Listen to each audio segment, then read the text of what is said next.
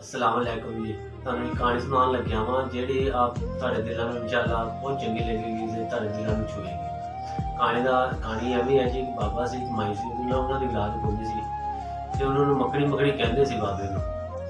ਉਹਨੇ ਕਿਹਾ ਅੱਲਾ ਦੀ ਬੰਦੀ ਆਪਾਂ ਚੱਲੀਏ ਕਿਸੇ ਦੂਜੇ ਸ਼ਹਿਰ ਸਾਨੂੰ ਕੋਈ ਲੱਭਦਾ ਨਹੀਂ, ਕੋਈ ਕੰਮ ਕਾਰ ਦਿੰਦਾ ਨਹੀਂ, ਐਵੇਂ ਕਰੀਏ ਮੈਂ ਬਾਬਾ ਬਣ ਜਾਣਾ, ਤੂੰ ਮੇਰੇ ਨਾਲ ਜੁੜ ਜਾ ਕੇ ਜਿਹੜਾ ਦੂਜੇ ਸ਼ਹਿਰ ਜਾ ਕੇ ਜੰਗਲ 'ਚ ਬਹਿ ਜਾਂਦੇ ਜੰਗਲ 'ਚ ਬਹਿ ਜਾਂਦੇ ਨੇ। ਜੰਗਲ 'ਚ ਜਾ ਕੇ ਕਹਿੰਦੇ ਜੀ ਤੂੰ ਜਿਹੜਾ ਮਾਈਆਂ ਨੂੰ ਜਾ ਕੇ ਕਿਹਾ ਜੀ ਬਹੁਤ ਕਾਬਿਲ ਬਾਬਾ ਆਇਆ ਵਾ। ਉਹਦੀ ਮਾਈ ਨੇ ਜੀ ਕਿਸੇ ਦੇ ਘਰ ਰੋਟੀ ਆਏਗੀ, ਕਿਸੇ ਦੇ ਘਰੋਂ ਕੁਝ ਆਏਗਾ, ਚਲੋ ਆਪਣਾ ਗੁਜ਼ਾਰਾ ਹੋ ਜਾਏਗਾ। ਚਲੋ ਜੀ ਮੈਂ ਕਰਦੇ ਕਰਦੇ ਮਾਈ ਨੂੰ ਇੱਕ ਦੋ ਘਰਾਂ 'ਚ ਗਈ, ਮੈਂ ਕਿਹਾ ਜੀ ਉਹਦੇ ਪਿੱਛੇ ਮੈਂ ਆਪਣਾ ਘਰ ਛੱਡੀ ਗਈ। ਬਾਬਾ ਬੜਾ ਚੰਗਾ ਵਾ, ਠੀਕ ਹੈ, ਬਾਬਾ ਬੜਾ ਚੰਗਾ, ਬੜਾ ਪਹੁੰਚਿਆ ਬਾਬਾ।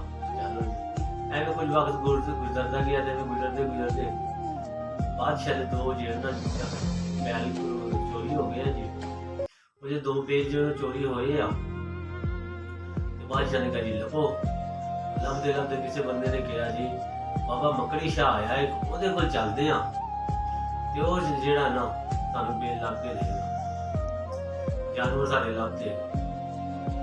ਚਲੋ ਜੀ ਮੱਕੜੀ ਸ਼ਾਹ ਕੋਲ ਉਹਦੇ ਖਲੀਫਾ ਆਂਦਾ, ਬਾਦਸ਼ਾਹ ਨੇ ਕਿਹਾ ਹਾਂ ਜੀ ਐਵੇਂ ਬਾਦਸ਼ਾਹ ਦੇ ਦੋ ਜਾਨਵਰ ਚੋਰੀ ਹੋਏ ਤੇ ਉਹ ਲੱਭ ਕੇ ਦੇਣੇ ਆ। ਬਾਬਾ ਕਹਿੰਦਾ ਠੀਕ ਹੈ ਜੀ, ਮੈਨੂੰ 7 ਦਿਨ ਦਾ ਟਾਈਮ ਦਿਓ ਤੇ ਮੈਂ ਇਨਸ਼ਾਅੱਲਾ ਤੁਹਾਨੂੰ ਜਾਨਵਰ ਤੁਹਾਡੇ ਲੱਭ ਦੂੰਗਾ।